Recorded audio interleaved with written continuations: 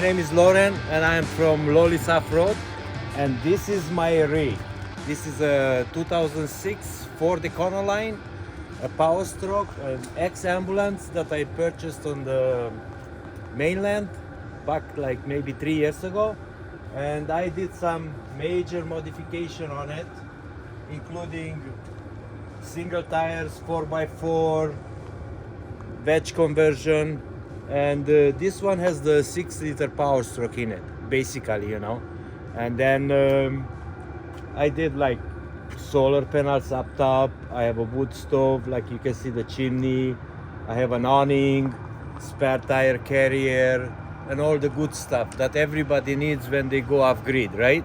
So if you guys curious to see the inside, well, follow me.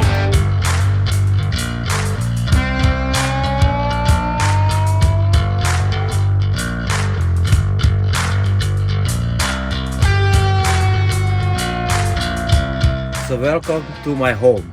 This is the interior, as you guys can see. Let me go a little bit with the details, explain you how I actually got into an ambulance, because I used to own a van, like a big bus, and I used to go in the woods, and I had such a hard time, you know, turning around or going to places where I wanted to go because it was long and heavy. That's how I got into this build. And then about 3.5 years ago, something like that, I got it and I started demolishing the whole interior. So I stripped it all down to bare bones. I put thermo insulation on it, added another inch of that pink foam, and then I added the wood, which all together gives me about 4.5 inches of insulation. It's pretty good. So let's talk about, you know, like little stuff. Like I built these benches, well, with the help of one of my friends, because I am not really a carpenter, but you know, he has the shop and he has the knowledge. So we build all this from scratch, you know. And basically I have a diesel heater inside here. I'm gonna show you guys where is my diesel heater. It's right in there. It's just a cheap, I used to have a Vabesto, and I wasn't really happy. Maybe the diesel one, it's different than the gasoline one. And then I got this one, and it works pretty good most of the time if you do service to it. So you guys gotta be careful, you know. You can buy Chinese heaters, they work, but when they don't work, they don't work. And I've been through to that. But I'm lucky because I have a wood stove.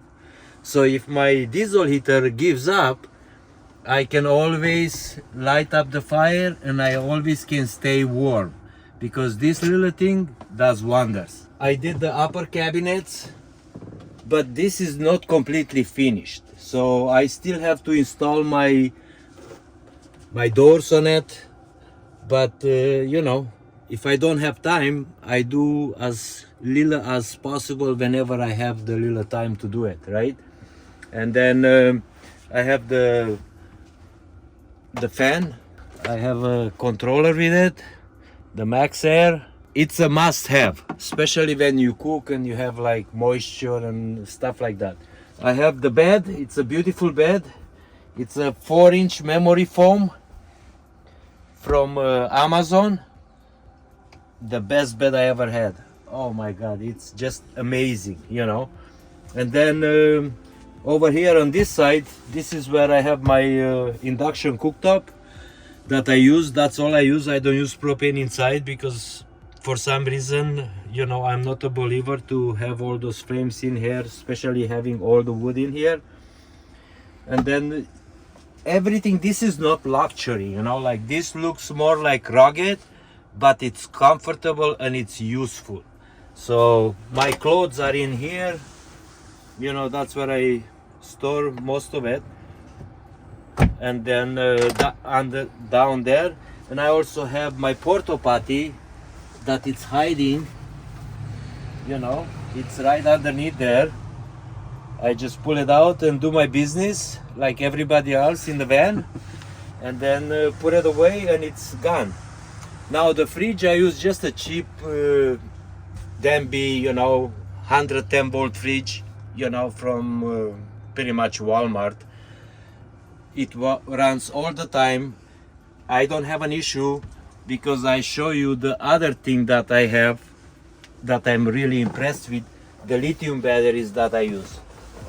Now these lithium batteries, they are from Solar City, from Toronto. Enerwatt, 110 amp each, and I have 3 of them, so I have in total 330 amp hour power. I never drain my batteries. Maybe the lowest I was 40% when it was like really wintry and not a whole lot of sun, and I didn't drive too much around, so that was a problem. But for that reason, I carry a 1000 watt amp, or watt, how you call it, a Jenny Honda. It's a beautiful little machine, does miracles, works good. So that's just a backup if I ever run out of power. Now this window here, like you guys see it, this is a homemade window. Somebody built it for us. It's a double pane, and I can open it up and I can have air coming through, so no mosquitoes are coming in. It might not look fancy, but it does the work, no problem, just like that.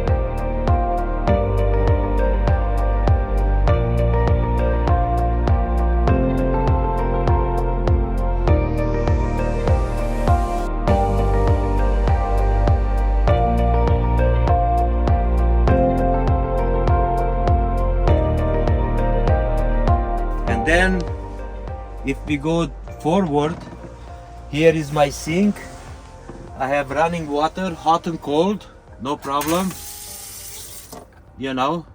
I have a Kuma marine heater that it's heated by coolant when I drive, or also can be heated by power, so I can switch the 110 power on and it just heats it up and holds about 14 liters of hot water, which is pretty good. If you are in the bush and you want to have a quick wash or face or feet, you just put it in the bucket, or you can, right there where you stand, you can shower yourself, like you can wash your feet and everything else, right? Because that's where my shower is.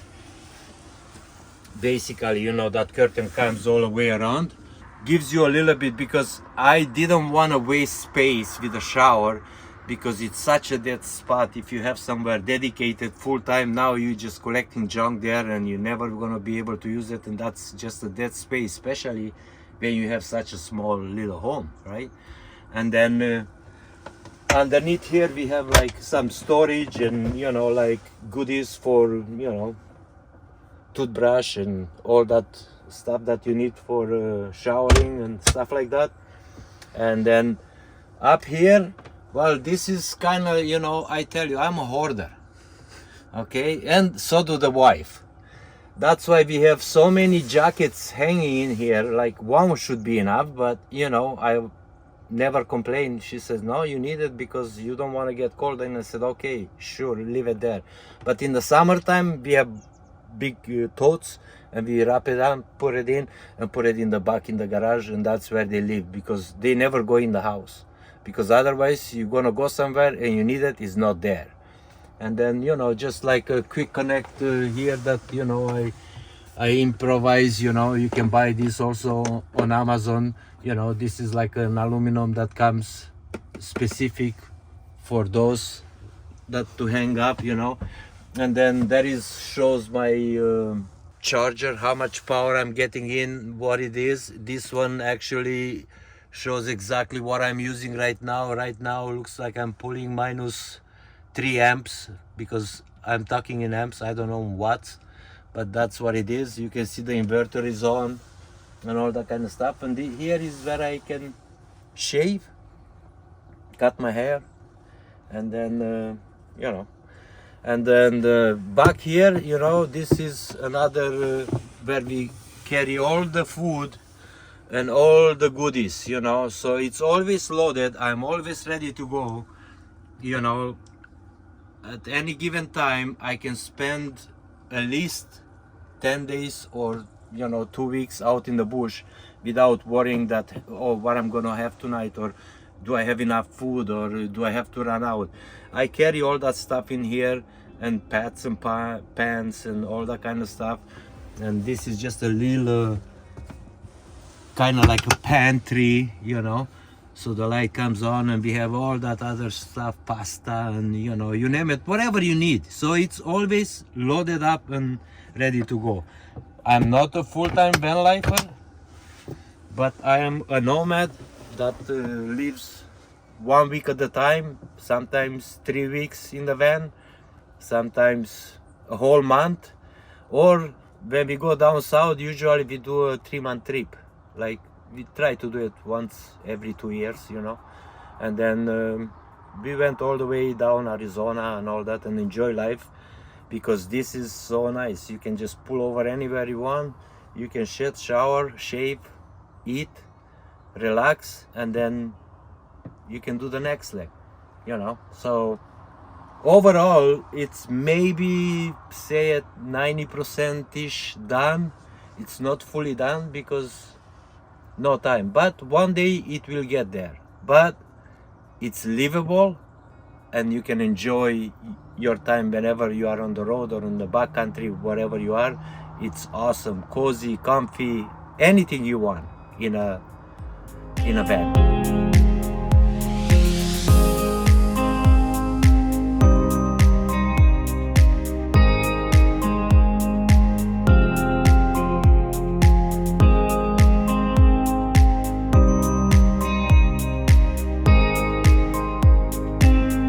All built by me. So all the welding here, all my spare tire carrier, everything, I done it myself. These are the gates that basically opens up for my, so I can get into the garage where I carry, you know, all kind of weird stuff. And yeah, I have a tank in there, you know. But yeah, so this I blocked it up because I didn't want the condensation from the window to get into the linen and the bed and the mattress, right? Because that's very critical, you know. Just a homemade, you know, bumper that I built, and I built a nice little swivel, so it has bearing inside, top and bottom, so they never gonna wear out. It's never gonna move around or anything like that. It's pretty good. This is the box that usually I carry my firewood. The box, it's, you know, bought from you know, Princess Auto, right? I have all kind of garbage in there, my axe, but it's very well protected, sealed, so no water gets inside there. Harbor Freight in the States, they have the same kind of stuff, just like Princess Auto, right? And then in the back here, this is where my water setup is. I have my pump. This is where I kind of like fill my stuff up right here. It's a pretty big, you know, I still have a little bit of water, but it's about 120 or 140 liters, something like that. I don't really know exact numbers, you know. And then if I show you, that's the beauty on the ambulances. They was built so well. They have so many well built doors.